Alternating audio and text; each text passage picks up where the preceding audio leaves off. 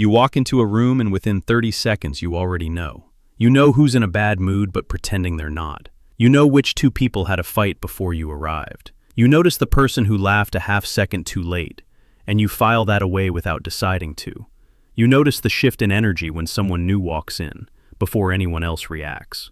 You sit at a dinner table, and by the time the food arrives, you've read every single person at that table without saying a single word about it. You clock the moment someone's smile stopped reaching their eyes. You catch the flicker of discomfort when a certain name gets mentioned. You hear the things someone didn't say but almost did. The pause just before they change direction mid-sentence, and you know exactly what they were about to say. People have called you sensitive your whole life, told you that you overthink, that you read too much into things, that not everything means something. But here's what they got wrong. It always meant something. You were right almost every time, and you knew it, even when you said nothing. If that's you, you are not too sensitive. You are not too much. You do not have a problem. You have a trait that psychology has only recently given a proper name to. And once you know what it actually is, the way you see yourself is going to shift. Most people who live with this spend years hearing the same handful of things. You're too in your head. You're reading into it. Not everything has a hidden meaning. You need to stop overthinking. And so you learn to doubt yourself. You get good at dismissing what you noticed. You tell yourself maybe you're projecting, maybe it's anxiety, maybe you're manufacturing patterns that aren't there. But then it happens again. You catch something nobody else caught. A crack in someone's voice that lasted one syllable. A micro-expression that came and went in less than a second. The way someone's posture changed when a specific topic entered the room. You say nothing. You wait. And 2 weeks later, the thing you noticed becomes the thing everyone is talking about. You were right. Again. Like you almost always are. The problem was never that you were wrong about what you saw. The problem was that you never had a name for the thing doing the seeing. What you have is called sensory processing sensitivity. It is not a disorder. It is not a diagnosis.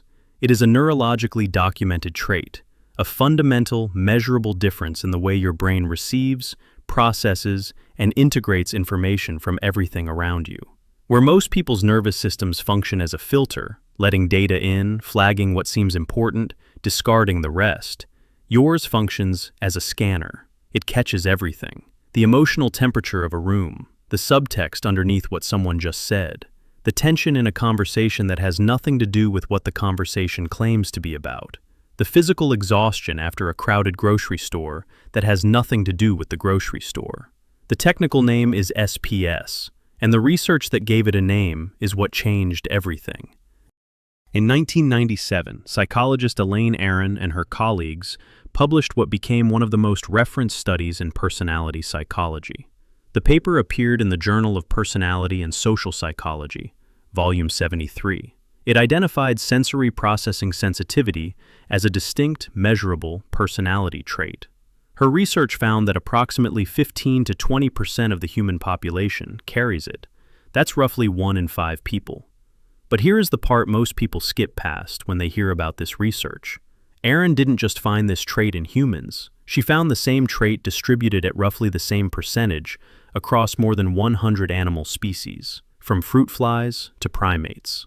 Fruit flies, fish, horses, dogs, deer. The same ratio, across species that share almost nothing else, sustained across hundreds of millions of years of evolution. That tells you something very specific. A trait that keeps showing up at the same percentage across that many species and that much time is not a mistake. It is not an error in the code. It survived because it was useful. In every environment where survival required detecting threats before they became visible, reading the group before the group understood what it was doing, and processing information deeply before acting, this trait was the difference between the group that lived and the group that didn't. You were not born oversensitive. You were born with the nervous system of a precision instrument, and precision instruments are not sensitive in the way people use that word when they mean weakness. They are accurate. Here is what being too aware actually looks like when you translate it into what it produces. You are the person who knew a relationship was ending before the other person admitted it. You are the person who sensed something was wrong with a friend who was telling everyone they were fine, and you were right. You were the person who walked out of a job interview knowing the interviewer didn't mean what they said. You are the person who reads the social architecture of a new room in under 2 minutes, while most people are still trying to figure out where to stand. You are also the person who is drained by crowded places, not because you are anxious, but because you are processing 10 times the information. You are the person who cannot watch certain things because you feel the emotion too completely to treat it as entertainment. You are the person who replays conversations not because you are insecure, but because your brain is completing a processing cycle on an interaction that most people fully deleted the moment it ended. None of that is comfortable. That is real, and it deserves to be said plainly. Living with a scanner instead of a filter costs something every single day. But discomfort and dysfunction are not the same thing, and the reason you feel everything more deeply is the exact same reason you understand more. The reason you notice everything is the same reason you have almost never been genuinely surprised by someone who let you down. You saw it first. The reason certain environments overwhelm you is the same reason you have caught things that protected the people around you before they knew there was anything to protect. That is not a flaw with a silver lining. That is a trait with a real price, paid in full, quietly, without most people knowing what it costs you.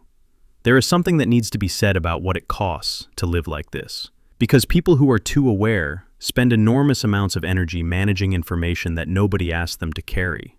You notice the person at the edge of the group trying to go invisible. You catch the exact moment someone's expression shifted, and they decided not to say what they were going to say. You feel the weight of a room's collective tension without anyone handing it to you. It just arrives. It always does. And you carry it without announcing it, because you learned early that telling people what you noticed either made them uncomfortable, made them feel exposed, or made them tell you that you were overthinking. So you hold it. You process it alone. You file it somewhere in the back and move on. What you are doing, without credit, without a name for it, often without even recognizing it in yourself, is running a nervous system that most of the world does not have the hardware to understand. You are not broken. You never were. You just spent a long time in rooms that were too small for what you brought into them. The people who told you that you were too much were not lying about what they observed. They were wrong about what it meant. If this video described you more accurately than most things you've read about yourself, subscribe. That's enough. Because the next video goes somewhere your brain is going to find very familiar. And if you're the kind of person this video was about, you're already curious what it is.